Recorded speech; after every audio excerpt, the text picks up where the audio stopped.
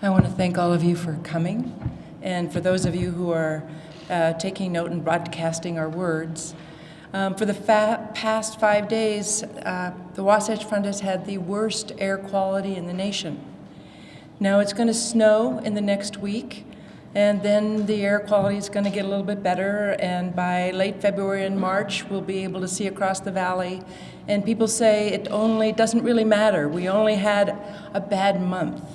But because of that bad month, sometime about 2 months from now, some men's sperm counts are going to drop.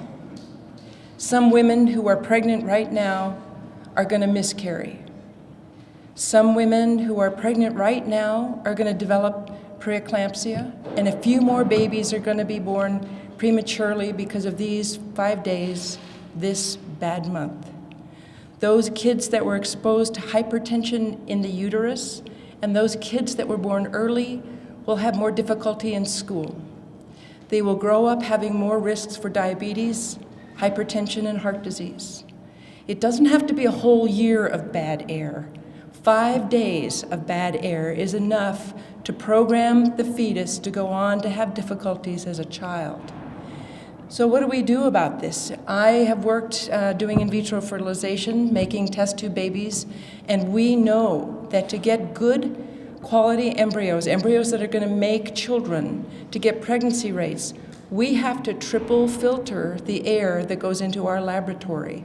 We have 3 HEPA filters that have to be used to get the outside air to a quality that embryos will grow. The average Utah woman doesn't have triple filtered air in her home.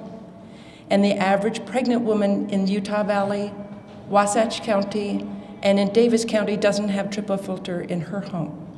So we have to protect the women who are choosing to become pregnant. We have to protect the children that they are carrying. And how do we do that?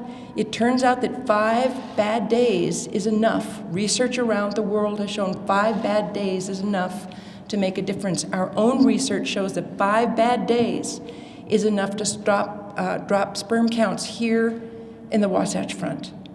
So we have to have an acute response when air quality gets bad, and we have to have a long-term response to make our air quality better every day. Our summer air quality is going to be deteriorating with the increased number of fires, so our air quality is going to be an issue around the year. But we can do more about these days that we have in January and in February. So we are going to go to our legislators, to the people who make policy, and try to remind them that even just 5 bad days is enough to make a kid who won't do so well in school. So thank you all for being here.